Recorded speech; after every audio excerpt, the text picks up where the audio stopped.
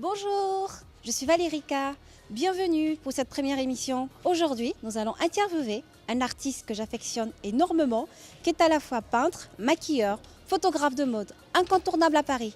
Tout le monde se l'arrache. Nous avons la chance de partager un moment avec lui dans son studio à Paris. Il va nous faire découvrir l'univers de la mode et de la beauté. C'est maintenant. Bonjour Mario. Bonjour Valérie, bienvenue dans mon studio. Il est magnifique ton studio. Merci. Merci de nous recevoir ici. De rien, c'est tout un plaisir.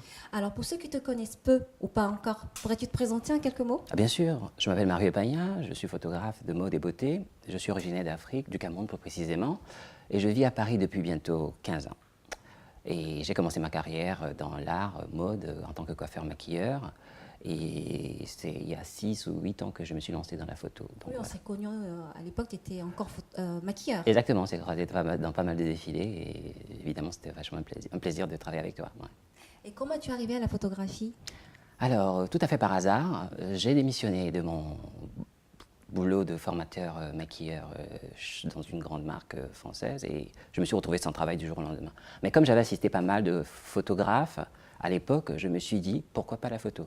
Donc, je me suis formé, j'ai demandé à assister à des photographes dans des grands studios parisiens. J'ai acheté des livres, je suis un peu autodidacte, il faut dire les choses. Et puis, je me suis retrouvé photographe. J'ai rappelé des anciens clients avec lesquels on a eu à collaborer en tant que coiffeur maquilleur et leur proposer mes services. Et c'est comme ça que je me suis lancé dans la photo de façon professionnelle, entre guillemets. Et quel est ton plus beau souvenir en tant que photographe? Sans hésiter, l'exposition pour les 5 ans de Vélib en 2012 sur l'avenue des Champs-Élysées, et parce que c'était quelque chose d'extraordinaire, si je peux me permettre, parce que, comme je l'ai dit dans mes rêves les plus fous, je n'avais jamais pensé que j'allais faire une expo sur la plus belle avenue du monde, et ça m'a beaucoup marqué, et ça reste jusqu'à présent mon plus beau souvenir.